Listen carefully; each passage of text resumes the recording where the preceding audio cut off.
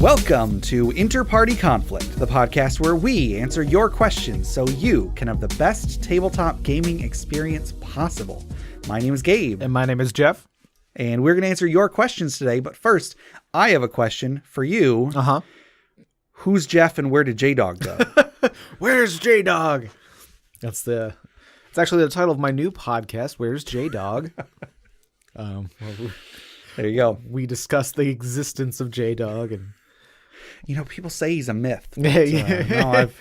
Is he real? Is he not real? Footprints. Yeah. some dog prints. I was going to say some scats, but no, that's awful. All right.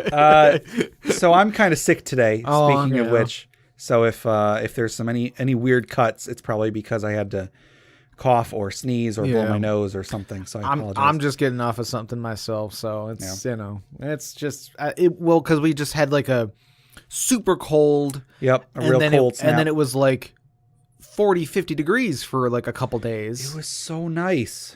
So like it's just the change in temperature always screws with people's like immune systems and stuff like that. So it's just my body is made up of several layers of rock, and so when the extreme cold causes them to expand and contract, sometimes it just causes these cracks, and I just fall apart. Yeah, some Gabe fissures. Yep. This is like or. Like how crevices and crevasses are two different things? They are, aren't they? Yeah, crevices, I think, is stone, and crevasses is with ice. Maybe there's a third type, crevasses, which is when it's a split through Gabe. There you go.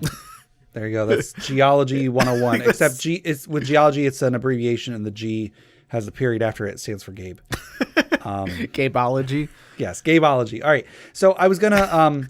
I was actually planning on buying a 3D printer today because 3D printers are awesome. Yeah. And you can get 3D printers pretty darn cheap.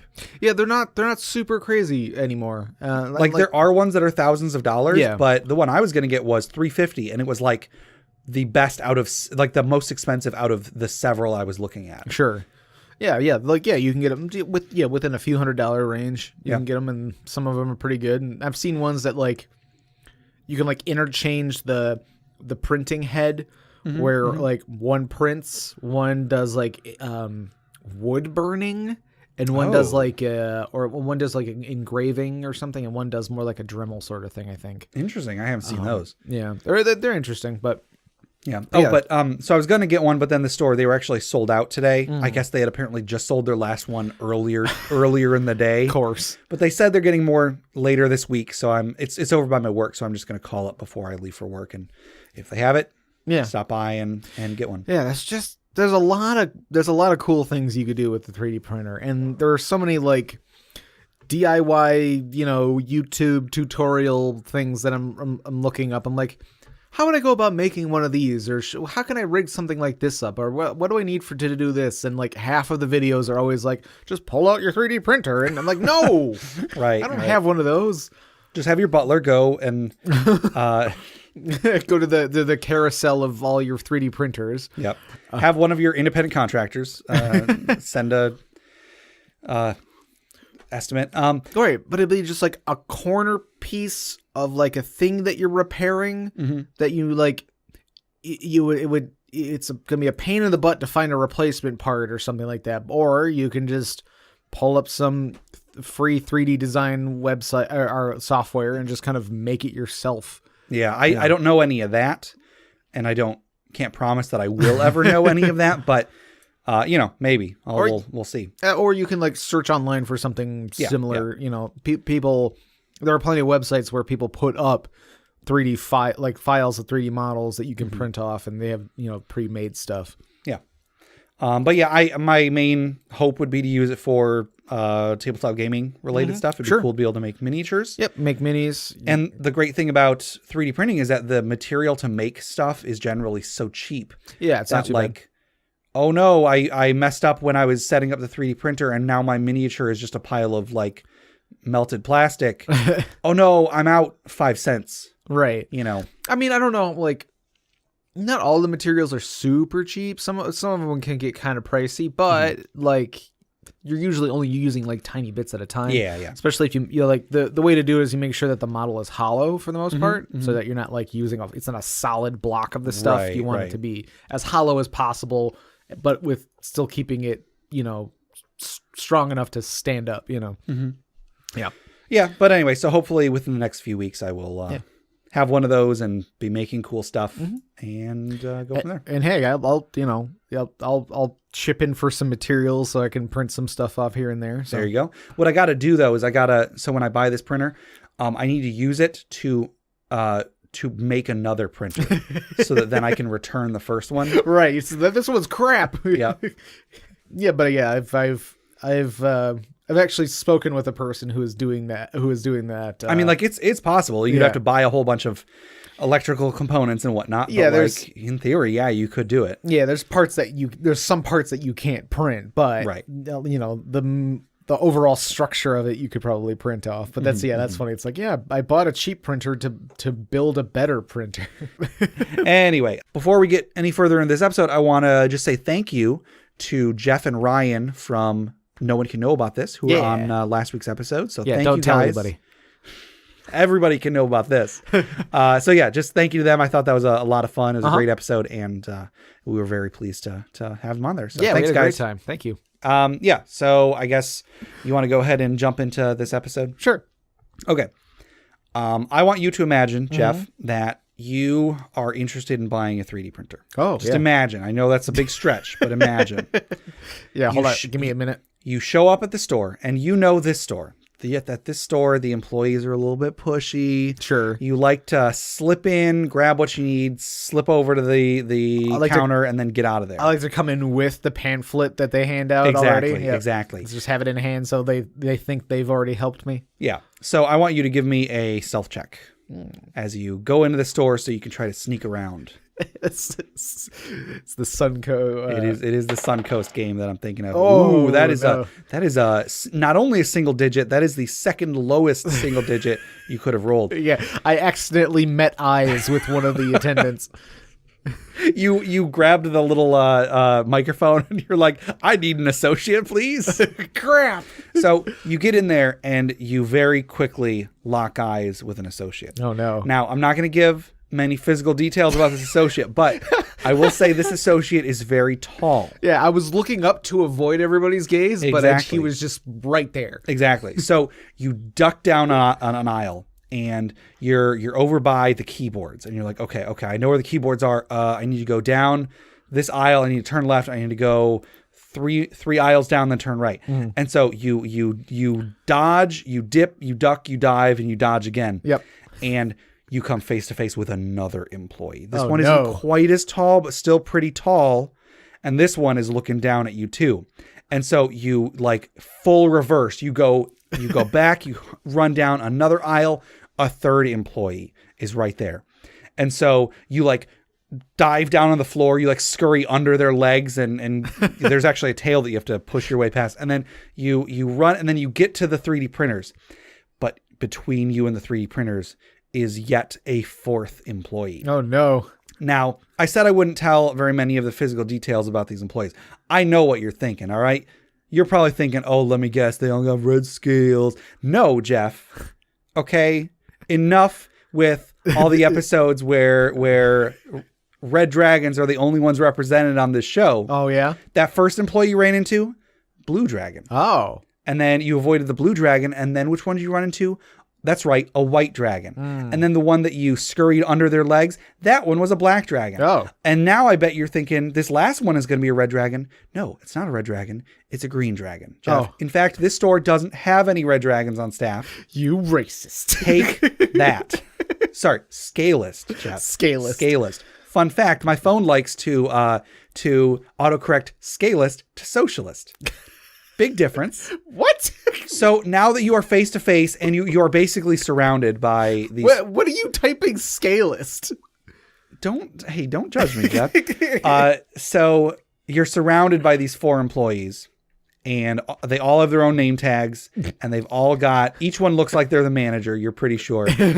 And they all ask you in unison, Maybe I should record this 4 times, then have them all at the same time. I don't know. Anyway, they all ask you in unison, how can we help you? No. No, what do you say? What do you say? Whoa! What are you saying no for? They ask you a question. How can they help you, Jeff? I'm looking for a 3D printer. So, an as yet unnoticed 5th dragon pushes their way between 2 of the others, and you see this one has a badge, and this shows that they are the general manager of this store. And the general manager, this one is it's a silver dragon, actually. So maybe you were wrong to be afraid of these dragons. Maybe this one's a nice one. And so anyway, the general manager looks down and says to you with a very icy breath, it's very minty. It's minty fresh. Winter fresh. Winter fresh, exactly. And so this dragon says to you, well, then you need to go to the Dragon's Hoard. It's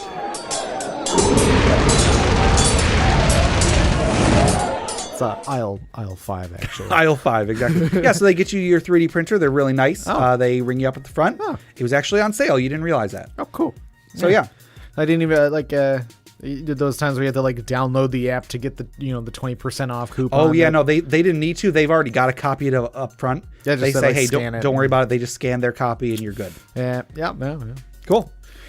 So anyway, sweet. So today's item was submitted by Peter H via email, and this one is the icosahedra or crit katana. Okay. This is a legendary item. It requires attunement to use. Now, before I get into what it does, I replied to Peter H saying, hey, I do got a soft spot for katanas. Yeah. I do like me a good katana.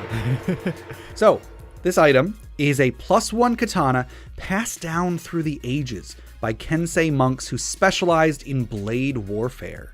The blade has the kanji for 1 through 20 on each side, and at the bottom of the pommel has half of an icosahedron. So that is a 20-sided die for anybody, or a 20-sided regular polyhedron. Sure. For anybody who is not familiar with D&D. What am I saying?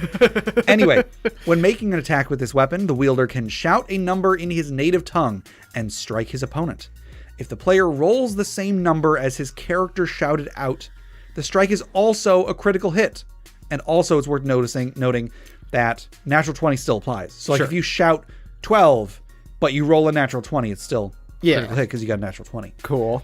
The wielder can say each number only once per long rest. So you can only say 15 one time. You can't every round be like 15, 15, 15, 15. Now, when I first read this, I actually thought it was that you can only get a critical in this way once per long rest, but that's not the case. It is each number can only be used once.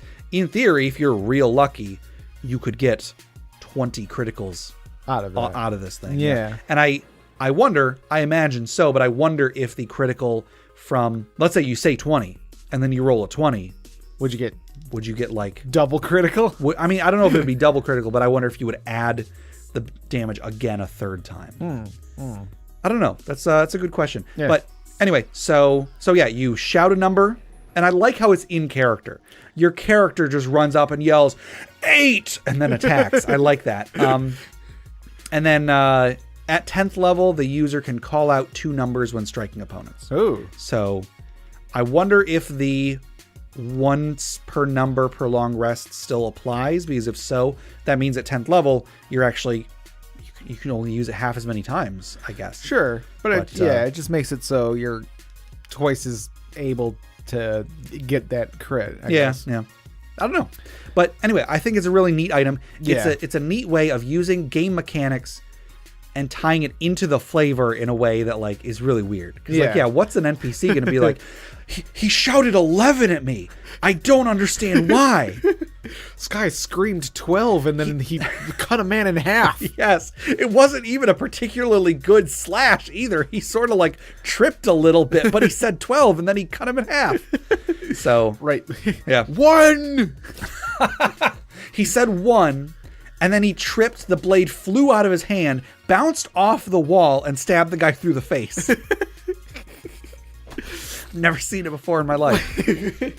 Never seen that. Exactly. So I think it's really fun. I don't really think there's a ton much else to talk about. But I really do like this. And like there are like in 5th edition there are like 1 or 2 things that you can do. Like I think there's like 1 or 2 classes where you can get a slightly higher critical chance. Yeah, I know Fighter does, that. And I think Hexblade has something I think so, to that effect. I don't think it's like all the time, but it's like when you put your like special hex on them. Yeah, I think so. It gives you a 19 to 20. So that plus this, you know, like sure. You like at 10th level, you got 4 numbers that give you, you know, you can basically say that's true, yeah. You can basically say 17, 18. Yeah. And that means that 17 through 20 is a critical. Yeah. You know, like that's, you know, that could be pretty powerful. Like I was thinking, like legendary. That's a bit much for only a +1 weapon that sometimes can give you, you know, a better chance of criticals. Yeah. But I mean, I didn't realize that it was you can basically say the numbers 1 through 20 before you have to do a long rest. Yeah. So like, I mean, if you think about it, how many times do you attack in a day? Sure. You know, like, at higher levels, that number is going to be quite a bit higher because you're making multiple attacks around. But, sure. Yeah.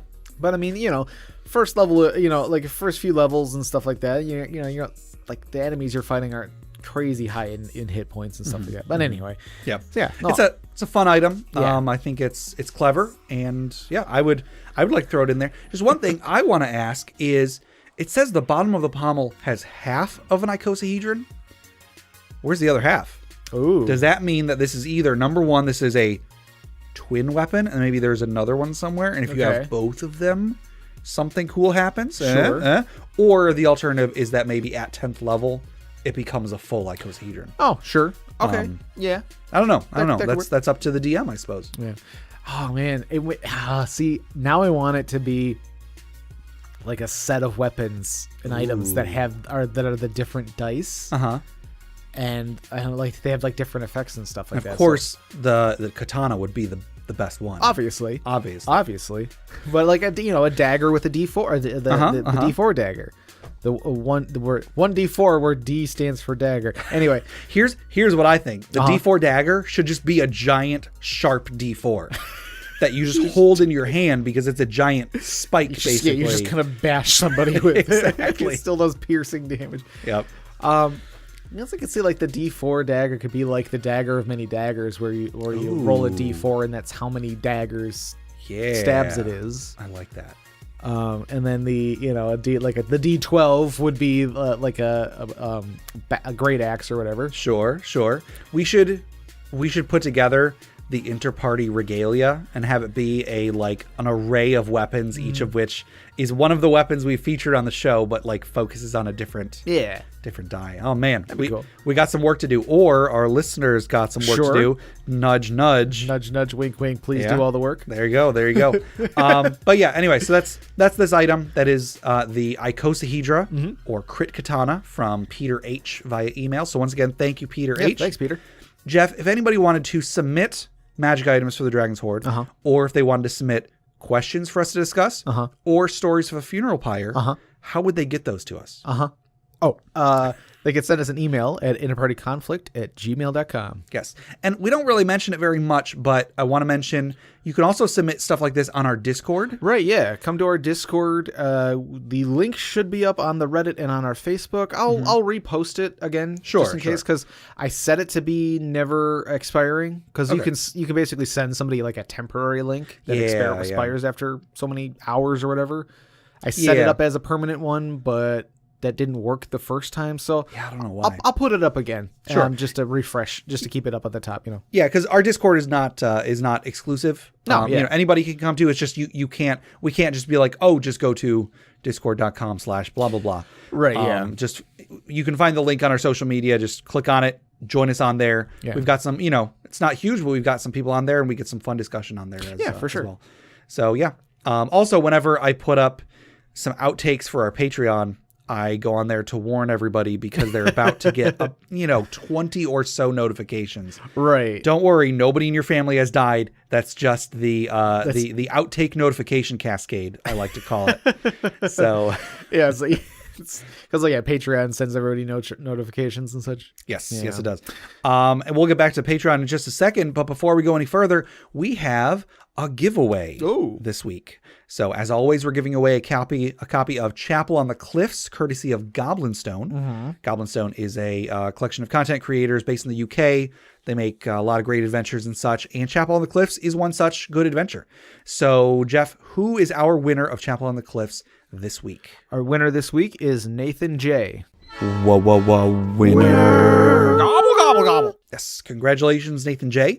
You should be getting that within the next few days. If you haven't gotten it in a week or so, let us know. Mm-hmm. Be sure to check your spam folder. Yeah, and be sure to let Goblinstone know what you think so that they can continue to make great products. And Jeff, if somebody wanted to enter this drawing, if they wanted to also win this great product, how would they do so? They could send us an email at interpartyconflict@gmail.com with the subject line Chapel on the Cliffs. That is correct. And I mentioned our Patreon. Our show today is brought to you by our wonderful patrons. We've got some great people on there. If you go to patreon.com/interpartyconflict, you can check out the cool rewards we've got if you want to support the show and get some cool stuff in return. I mentioned we've got outtakes. I write fantasy fiction every month. We have a monthly bonus podcast called InterPatronConflict.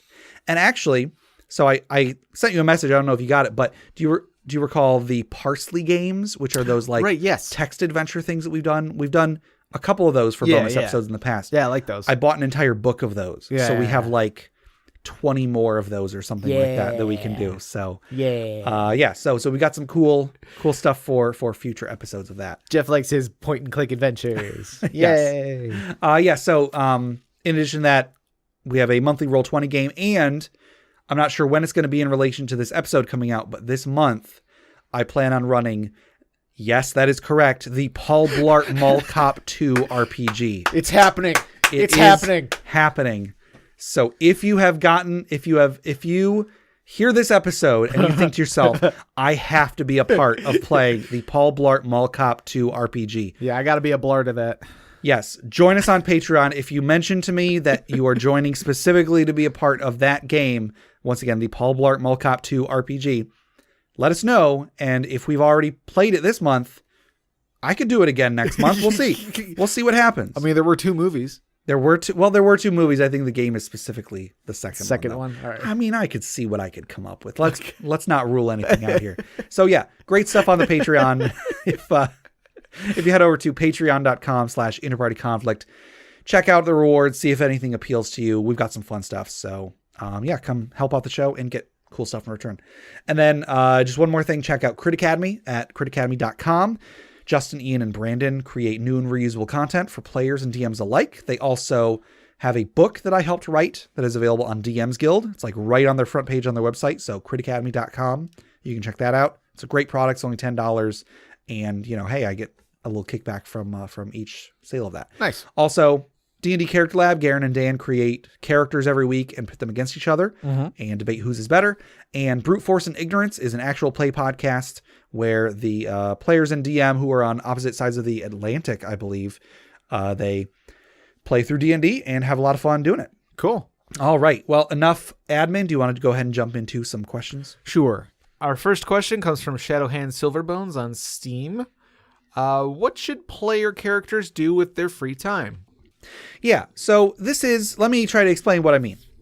Let's say you're playing a game and you've finished an adventure and the DM says to you, okay, all right, yeah, you guys saved the prince or whatever and you've defeated the evil warlord. Yeah, you guys are back in town. You guys, nothing happens for about 2 months. What do you do? What do you do, Jeff? I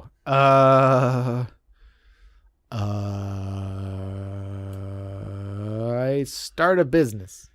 Okay. I mean, that's I guess that's one answer. So I was talking with Shadowhand Silverbones on Steam, and he was saying that it seems like the tendency for players when they are given free time during a game, when the characters have free time during a game, right?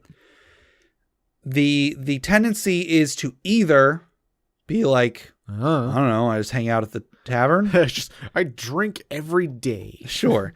Or so you either Just say like, oh, I don't do nothing. I don't do anything. And I think that's probably the more common of the two. The other option tends to be the players do something that like is kind of going to derail the game. I mean, not necessarily that like starting a business would derail the game, but I mean like maybe if you're like, yeah, I'm going to do this thing that makes me not available for adventuring anymore. Right. Yeah. It's like, nah, okay. I got a business to run, guys. I can't go out and adventure. Sure. And so yeah, the question is like, what should what are some good things that you could recommend a player character doing during free time that will add to the game, or at least not detract from the game, but also not just be like, I don't know, I just go about my business. I mean, there are some suggestions there's some rules for like downtime. Yeah. In the game, in the DMG and the player's handbook, there are some downtime rules, and as well as I think Xanathar's got some extra stuff in there too. Sure. And most of it is just like rules for like crafting and things like that. Or like there are stuff for like building, like if you're trying to build like a base or keep or something like that. There are some rules in there, and there's plenty of stuff if you go on the DM's Guild. People have made plenty of basically rule books on how to like build cities or like if you want to start a town or something like that. There's books on that.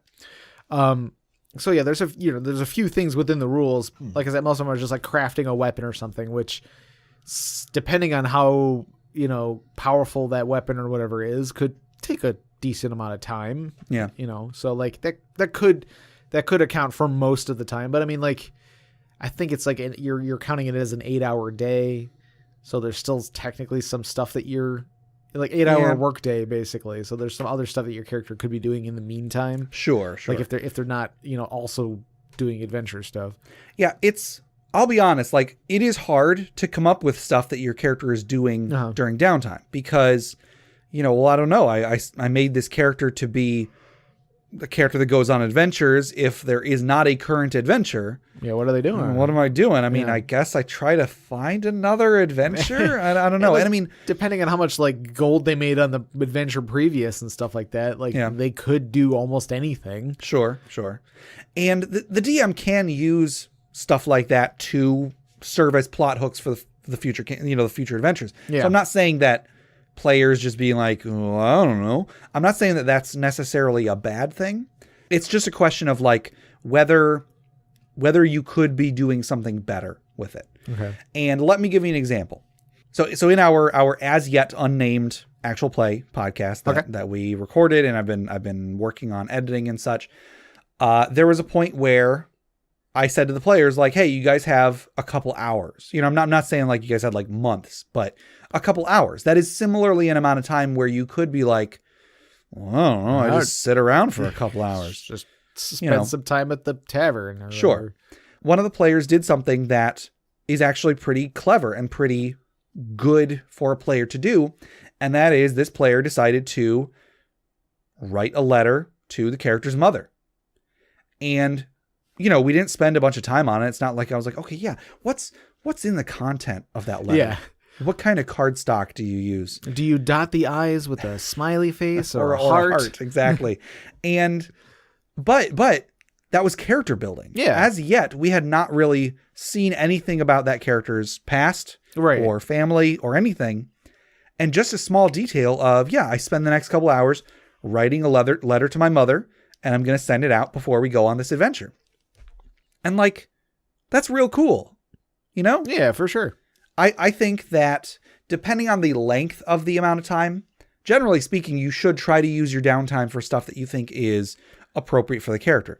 And I know that it is very easy to think, well, my character is an adventurer, so all the stuff I do is going to be related to adventuring.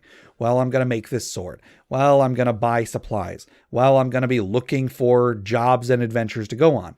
But, just try to think, like, what else is your character doing in their free time? Mm-hmm. Does your character have any friends? Does your character have any family? If you live in the town that the game takes place in, say, hey, I'm going to go over to my uncle's house for dinner, and then if the DM wants to, they can like, oh, hey, your uncle sees you. He's been having a rough day. You show up, you cheer him up, and then you can have like a little role-playing scene between you and your uncle or whatever. Yeah.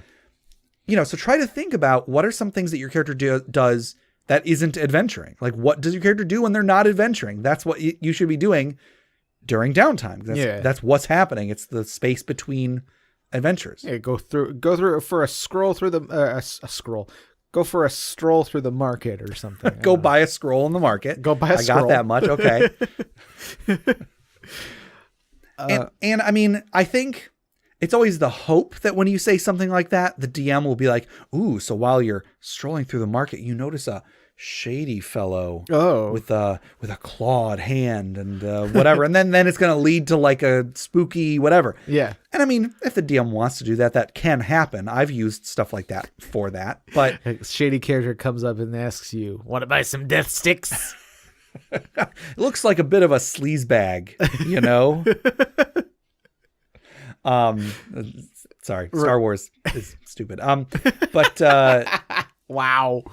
But you know, you should try to be okay with occasionally there being little scenes that don't necessarily lead to anything plot relevant, but it's just like, oh, this is just a cool little thing that my character does. Yeah. A lot of people, I've heard of a lot of people, like I know in the Adventure Zone, one of the characters did this from time to time, would be like, oh yeah, my character's whittling a duck out of a piece of wood. Uh-huh. Whittling a duck into a smaller duck. No, just like think of what are your character's hobbies? I mean, that's not what they do with 100% of the time that they have when they're not adventuring, but just perpetually whittling. Sure, you could use that as some ideas for what your character does during downtime. Well, my character's whittling stick has, I don't know what you use for whittling, just a knife, I guess. Yeah. My character's whittling knife is getting dull, so I'm going to go up to the store and I'm going to haggle for a new one. You know, I'm going to try to see if I can get a new one for only a couple coppers, because I know they're usually like a silver or more. But I'm going to go up there knowing that I'm going to talk this guy down to 2 coppers. you know, I don't know. You don't have to get that in depth with what you're doing, but like I've talked about how I wish the game had more rules or at least guidelines on role playing, because the books tend to have the attitude that admittedly a lot of players have, is that, oh, you don't need rules to role play. And that's true if you already know how to do it. Right, yeah. But if you don't know what you're doing, yeah, even just a little bit in the book that says, whenever you have downtime, try and think about what your character does for hobbies. Sure. And then when you're presented with downtime, tell the dungeon master that you're going to be using that time to pursue one of your hobbies. Yeah. That in and of itself is a little foot in the door that can lead you to role playing. Right. Yeah, you're right. Because having no rules for role playing is like having a blank canvas. Yeah. And not knowing what to paint. Sure. You know, so like, but if the canvas already has like a, you know, like if the canvas already has like a skyline or something already painted on it, you're like, oh, okay, and I'll add a little mountain there and a little tree there. Sure. A happy little tree. Yep. But you know, so like, cause like I have that issue all the time where it's like when I have infinite possibilities, I'm just gonna be like, well, I'm never gonna pick the right one, so I might as well just go take a nap or something. Here's an example of that. So at the library, I run D&D games, but not only that, they also have coloring, like adult coloring every week. So like coloring that is not for kids. Like I'm not saying it's not lewd or anything, but you show up and you're there. It's adults just hanging out, doing something that is otherwise thought of as like a child's activity. The only crayon color available is nude. Thank you, Jeff. But my wife, being the person who organizes all of those types of events, she often tries to have like fun or goofy things to draw or to color. There was one time I got there and, well, before I say what it was, let's say someone comes up to you and like you were saying, there's like, here's a sheet of paper, here's some crayons, draw something goofy. Okay. Yeah, I'll just draw Goofy the dog. I guess. Or if they were like, draw something that is like, oh, that's such a Jeff thing to draw. What is that? You know, how are you going to quantify that? What is that? But there was a time that I showed up. I want to say it was around Father's Day. And the picture, it was a sheet of paper that already had a drawing of a character, I'm guessing a father, with his arm out, and there was a part of his arm that was missing, and the idea was that like it's like he's got his arm around someone invisible. Right. And it said, draw the type of son your father wants you to be. Oh gosh. And when I saw that, I was like, I got to do something great with this. If it was a blank piece of paper and it was just like draw something fun, right? I would be like, I don't know, I'll draw a smiley face and then be done with it or something. But right. no, what I did was I basically drew a blob, a green transparent blob with like a couple eyes floating in there, a tongue floating in there. I shaded it so it's half in the blob and half out of the blob. And like, that is such a Gabe thing to do. I still, Lisa has that in a folder somewhere of like all the things that Gabe has colored because I always do these goofy things, but I would not have come up with that had I not been given something. Right. If you just give me a blank sheet of paper, I'm just going to stare at it. But if you give me half of a picture and you're like, come up with a fun counterpoint to the other half of this picture, I'm going to come up with something that's really fun. Gabe cat, exactly. That was actually Jay did that though. It was a meerkat that he colored with my Gabe shirt with the red sleeves. He gave him blue jeans, he gave him glasses and made him look like me.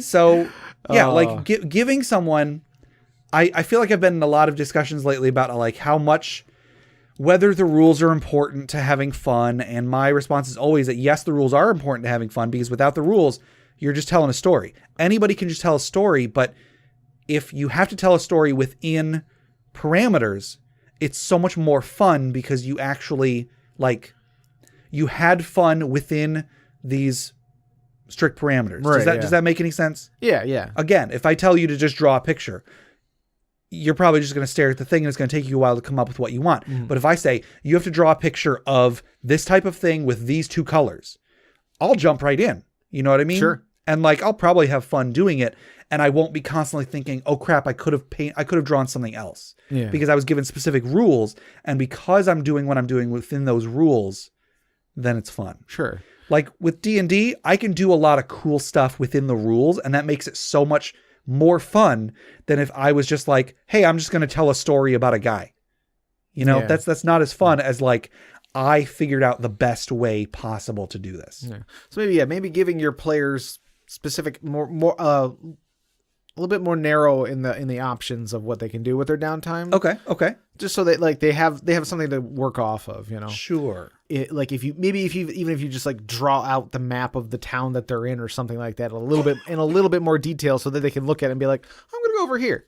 You know, like it's like, oh, there's a jewelry shop over there. I'm going to go look at the shiny bits. Okay. You know? That could work. Another idea is, instead of just saying, okay, you guys have 2 hours of downtime, say you've got 2 hours, your character's in the market. What does your character do in the market during that time? Sure. That's something to go off of. And that can get the player thinking about, okay, well, I'm in the market. What are some things my character needs to buy? I'm going to be buying this. And then maybe even the DM could say, okay, what's something that goes wrong while you're doing that? Oh, well, somebody tries to steal my purse. Okay. Somebody stole your purse. Now, and then, you know, you can build off of that and build off of that and so on.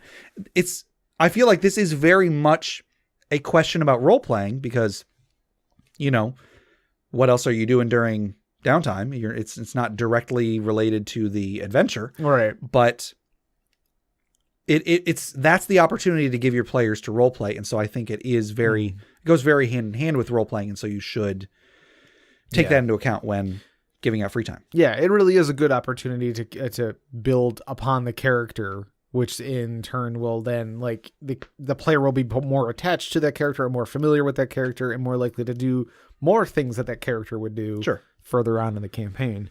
Yeah, because like anybody can just make up a class and a race and a background and be like, okay, there's my character. Yeah. But if you've got hobbies and if you've got family and stuff that your character does in their free time, that's much more of a character than just stats on a sheet, you know? Yeah, because you could just be like, I'm an orc barbarian who talks like this, you know, like sure, and that's my character.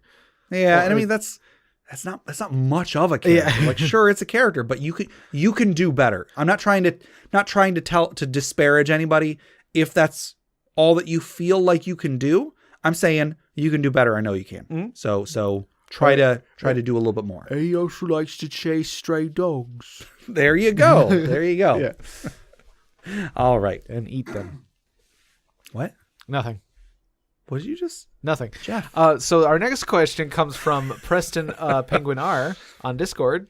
Oh, and so speaking of Discord, Oh, yeah. So once again, you can submit questions through our Discord. Yes. We've got a great community on there, so come to our Discord. Yeah, there's a channel for each type of submission. So Yes, if you want to yes, submit an item absolutely. or something like that, there's a spot for that. So Yep. I have some friends that are interested in sitting in on a game session as watchers. What are some things I can do to make their experience as enjoyable as possible? Yeah. So I'll just get right out there and say I feel like most of the games that I've been in a couple games where someone has sat in as a spectator. Uh-huh. And in most of the cases, I feel like it had to have been the most boring thing in the entire world. There are certain types of things that I just do not enjoy watching. Mm-hmm. So back in the day, I've talked about my friend Nick a lot. Way back in the day, he used to watch me play video games a lot. Like I would come over to his house. He would have me play video games while he watched. He just enjoyed doing that. Sure. He would even watch me play The Sims. Of all of the video games to enjoy watching, what was there to enjoy watching The Sims? Huh. Anyway. But, like he was just maybe coming up with ideas for stuff like D&D. Like I guess by know. by watching you play the games, he was able to then like use that as like a starting point to create something in like D&D or something like that. I don't know. Anyway, so I've been in groups where people have come in and watched a game. When I was a player, I always felt like this has got to be the most boring thing in the entire world. I hope they're enjoying themselves. Right. And I mean, in most cases, I think those people did eventually become players. So I guess sure. I clearly was not viewing it from the same viewpoint they were. Yeah. Like it might have been boring, but it's like the game didn't seem boring. Maybe they were bored, but they were like bored because they weren't playing, I guess. Yeah, and because I know what's happening. I know what I don't know. I already know what to expect. So that's probably why it seemed so boring to me. Yeah.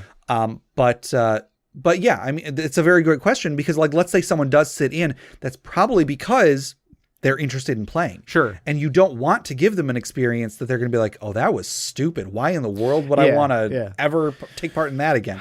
You want them to be like, oh, that was really cool. I want to have a part in that too. So yeah, what are some things you can think of, Jeff, that would make the experience of a watcher as enjoyable as possible? Well, first I want to say, like, I have been a watcher once. Okay. And it was, I'd played D&D before. Sure. Like it was, I was watching in on a group playing because they were an established group. I didn't really know many people. Like I know one person and I was there with that person. They're like, hey, why don't you hang out and get to know everybody? And then like, maybe at some other time we'll be able to like throw you in the adventure. Sure. That didn't end up happening, but that was not, it didn't have anything to do with the group itself. Anyway. Yeah. So like, and like I knew D&D and I was interested enough because like I could follow along very easily. But that being said, like I was still sitting there doing nothing. So it was like I said, with like, it's like they might be bored because they're not playing and then they join the game and then it's fun because they saw the fun that was happening.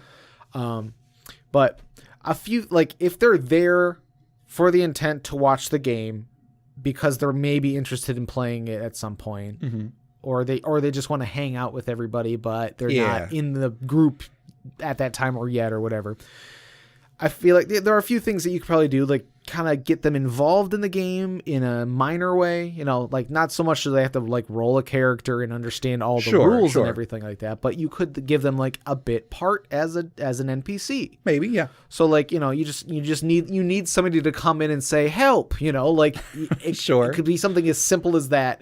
I mean, maybe not quite that simple because then it's sort of like an awkward, like lame feeling, like help, like right. But you could have them play a character, play an NPC in a very small part or in some way or whatever. Maybe an NPC that doesn't understand what's going on, so that they're kind of already in character. Sure. So they're the point of view character. Right. Yeah. Another thing is like if you have a bunch of if you're in a battle with a bunch of a bunch of monsters or something like that, you can have them not necessarily control the monster like as in like rolling the dice and everything, but have them like if it's just like a bunch of goblins, like all right, they're goblins, they're kind of flaky, it's so like well. You can have them like, okay, what does this goblin do? Yeah. Like he's surrounded by these 3 players. One of them just killed his best friend. What happens next? Like, oh, he gets mad because he killed his friend and he attacks the big guy. Okay. That's what the goblin does. And then the DM can then roll, for that goblin. Or they might say like, no, I think that goblin's going to book it. He's out of here. He's going to run away. He's terrified. Yeah. So like, just like little things to get them involved in a small way. That's not, they don't have to know the rules to do so. They just have to like see the situation, see what's going on and chime in a little bit. That very much, that's a great idea. I think that is definitely the way to go. This makes me think a lot of a little over a year ago, I think, Crit Academy did a panel at not really a panel. They did a little show at Shootokan, which was in Lansing, Michigan. So like they did a thing where they basically played a short scenario, and it was in front of an audience, and then they at various times they would ask the audience. The audience would vote on what they were going to be doing. They also had a giant D20 that they made that they would occasionally have an audience member roll it. Right.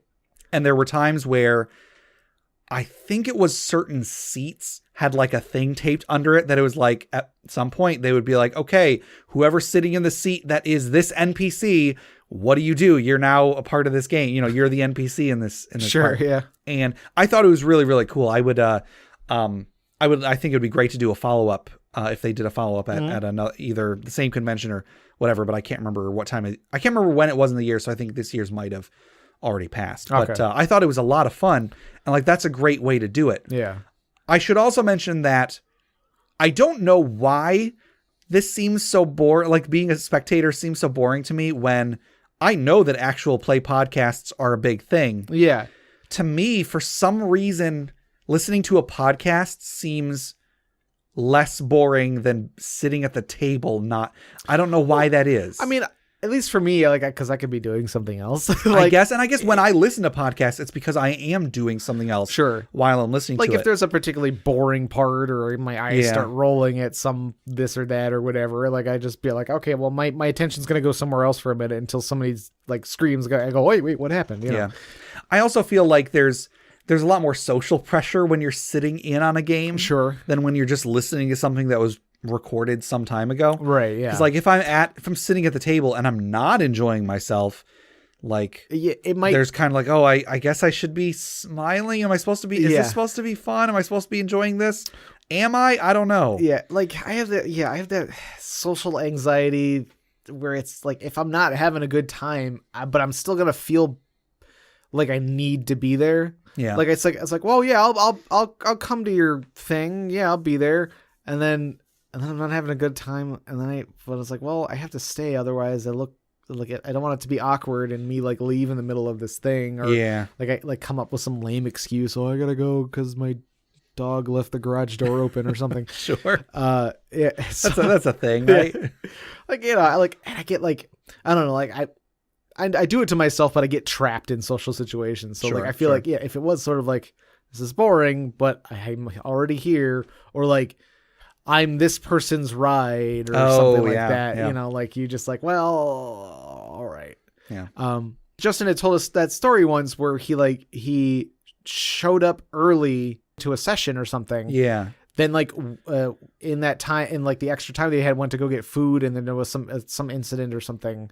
Like he came back and like I guess he got there late that time and they started without him. Yeah, and so he was like, "All right, fine, I'll just go play video games for a couple hours. Right, see you guys later." Yeah. He just was like, "Well, he's like played Xbox while everybody else was like, I'm like, which, like, I feel like I would have done the same. Like if if the other people I was with were gonna keep playing, I was like, well, then I'll just if you guys aren't gonna be cool about this, then I'm gonna go do my own thing. Yeah.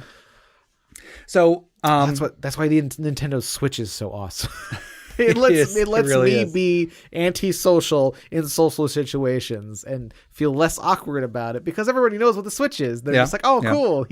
He's doing that thing I saw on the commercial where he went to a roof party. Sure.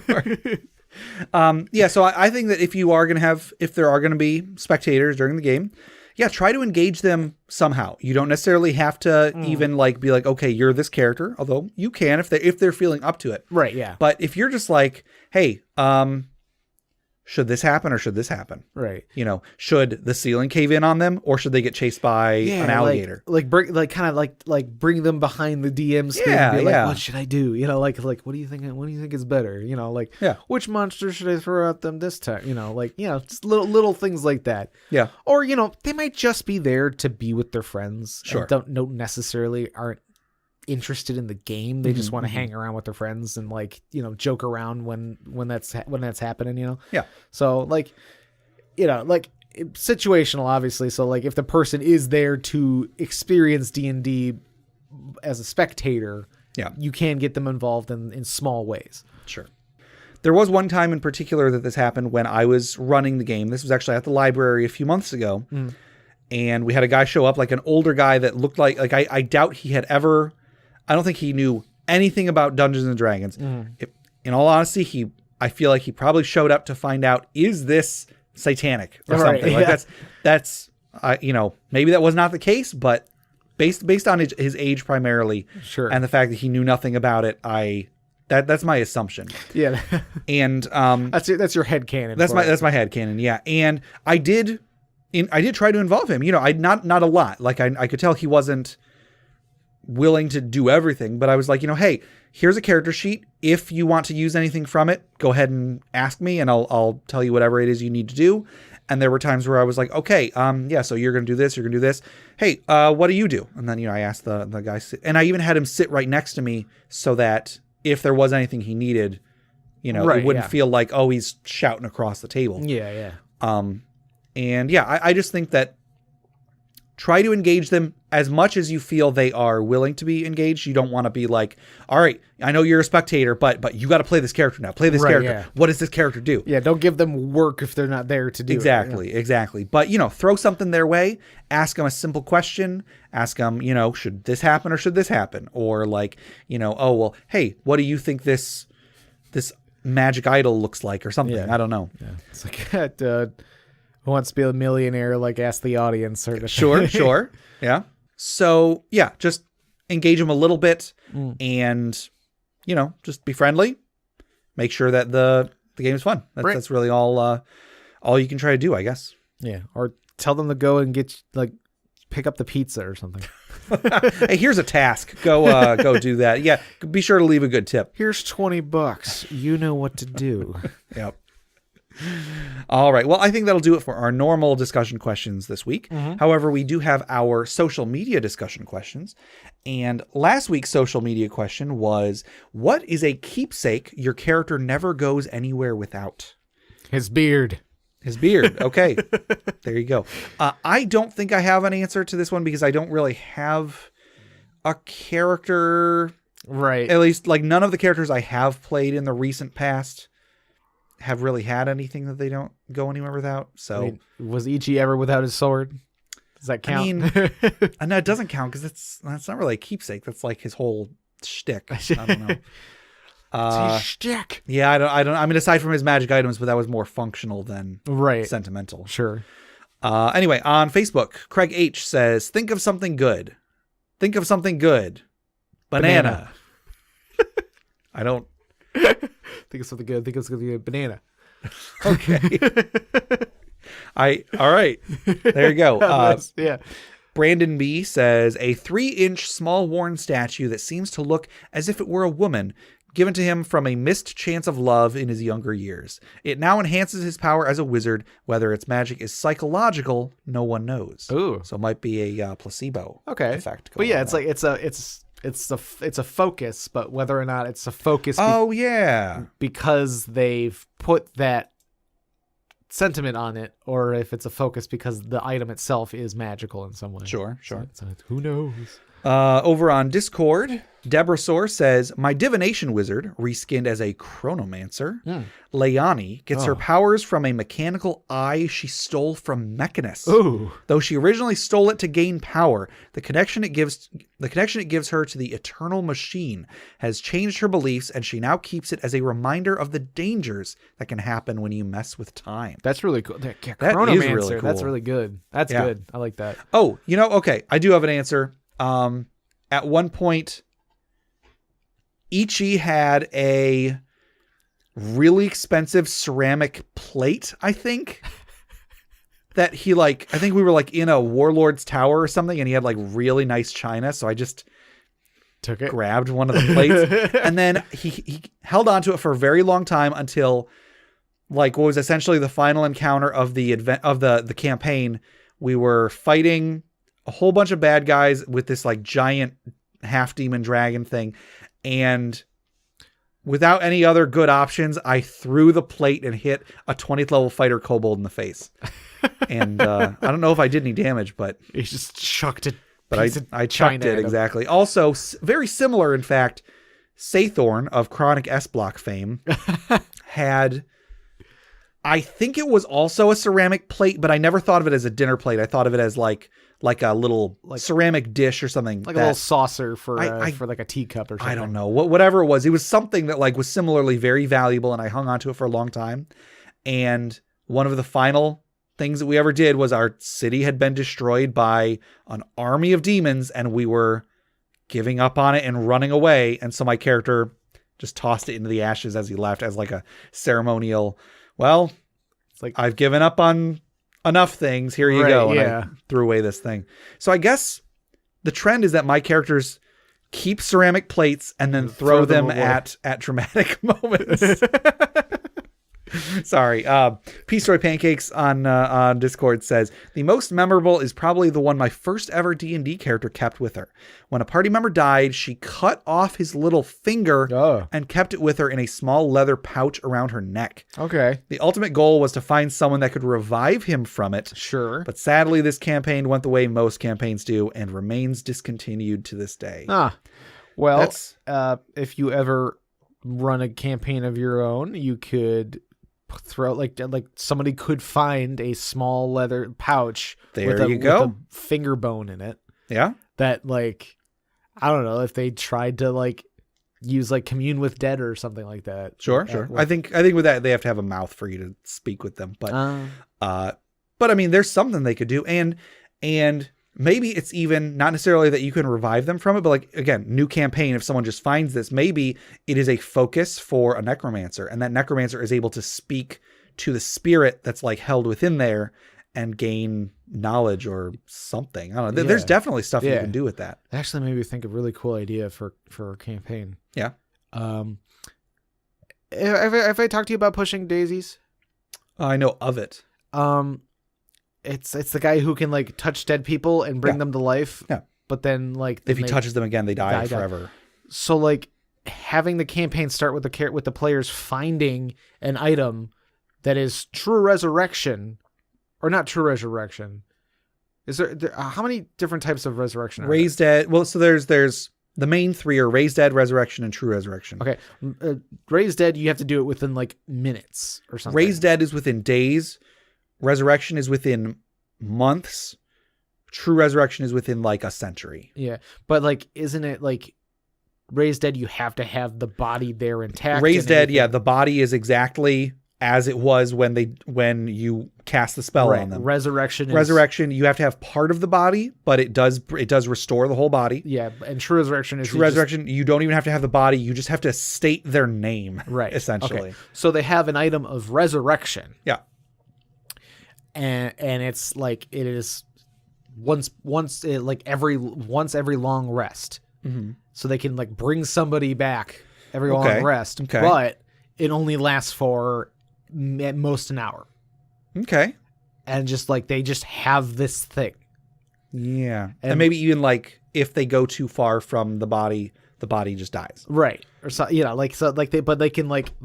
find somebody's finger, and then they just bring that back, and then this guy pops up and like I was like, what happened to you? Who are you? And like they try to figure out, I don't know, like.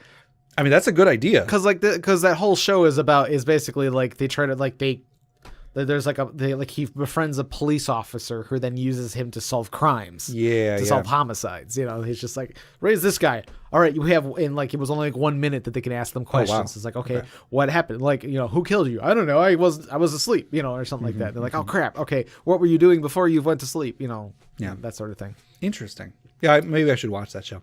It's really good. I liked it. Yeah. And over on Twitter, we didn't really get a ton of these, so only one on Twitter. Once again, the beverage, tea. Right? The national beverage of England, replied, I have a gem-cutting gnome who is quite renowned through the realm for his quality craftsmanship. His brother, however, bedazzles stuff with inferior stones and crystals. Despite the quality, my gnome takes the bright white bedazzled leather vest his brother made everywhere. There you go. Got to represent. Yep. All right. So yeah, that was last week's question.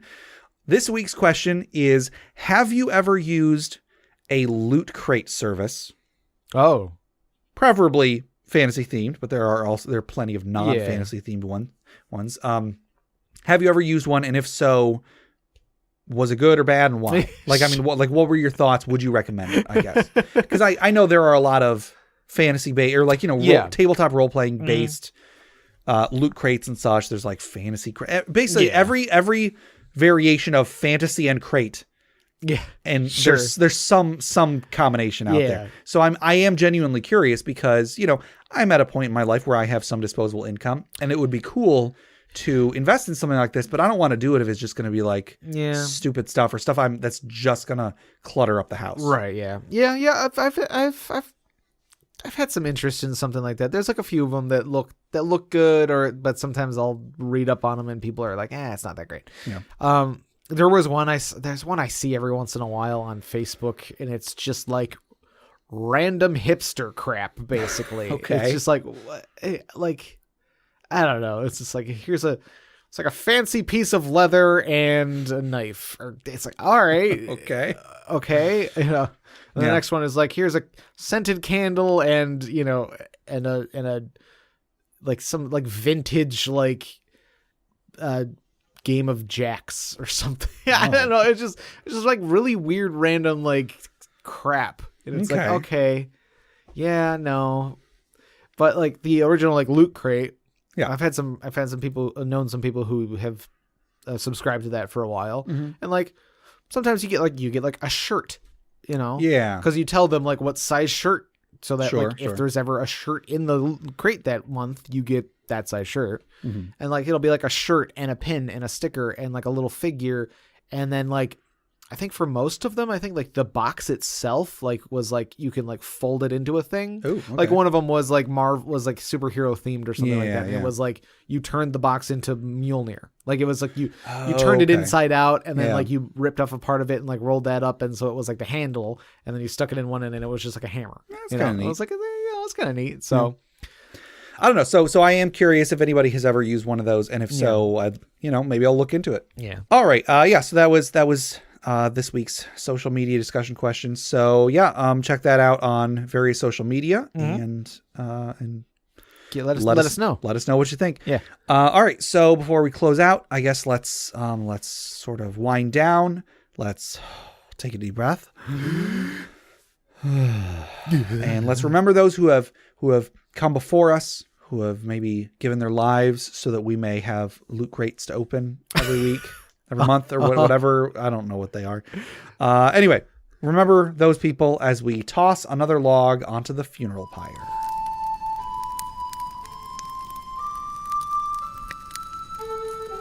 We're out of logs, so let me just use a piece of this crate here. Let me just throw this finger in there. Oh, no. Gosh. So this week's funeral pyre was from Deborah Soar on Discord. And once again, Discord. Go join Discord. It's a lot of fun. Yeah, come join us on Discord. Yes. Sorry. The name on this grave is Tavia, a Hangayukai assassin. I hope I pronounced that correctly. Oh. Our DM was running a module, I forget which, And the boss encounter was a kobold leader in a cave and his minions. That narrows it down a little bit, but not that much. The bad part is our DM was still getting used to our group being a size larger than the module intended. Over double, in fact. Oh, dear. So the DM made just over double the minions without changing the size of the caves, or thinking how multiple enemies would increase the challenge of the encounter. That's a big deal. Yeah, for sure. Being the one-shot / stealth monster she was, she snuck in on her own, obliterated the boss, then began running out. She survived many opportunity attacks and dodged even more, until she reached the choke point at the mouth of the cave. You see, while she was in the cave, the party created a distraction at the bottleneck, the entrance. The entrance was completely cut off by mounds of dead bodies and a line of her own allies.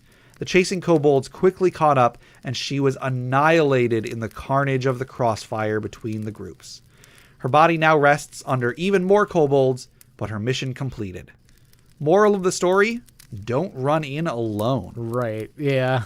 Well, I think I can think of a better moral of the story. Don't get caught up in the crossfire! Oh, gosh. Oh, no. Clink. Oh, gosh. All right. Well, that'll do it for today. To submit questions for us to discuss, items for the Dragon's Hoard, or stories for the Funeral Pyre, please email us at interpartyconflict@gmail.com. For show notes, links to media mentioned on the show, and running lists of questions and magic items, go to interpartyconflict.com. Join the discussion on social media. Find us on Facebook, facebook.com/interpartyconflict, on Reddit at r/interpartyconflict, on our Interparty Discord, which we have mentioned several times this episode, yeah, or on Twitter at InPartyConflict for our weekly social media questions. Your answers might end up on the show.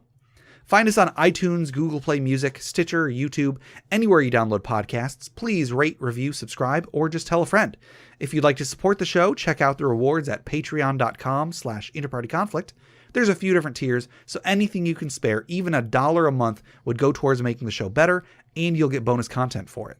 Jeff, tell us about FriendQuest. FriendQuest is a YouTube channel where we play video games. Yes. Speaking of video games, check out my side project, the Arcade Memories Podcast. If you'd like to submit your own childhood memories of going to the arcade, record them or write them to me at arcadememoriespodcast@gmail.com. And I am hoping to get another episode of that out this month. So if it is not out by the time this episode goes out, hopefully very soon afterwards. Cool. Also, head over to bit.ly/interpartyconflict to take a short survey about our show. What you like, what you don't like, etc. And just for taking it, you'll get 2 free printable board games courtesy of Mary and Tom over at hollandspiel.com. And our music is made by Boxcat Games from Nameless the Hacker's RPG. So, Jeff, until next time... Crossfire! Crossfire!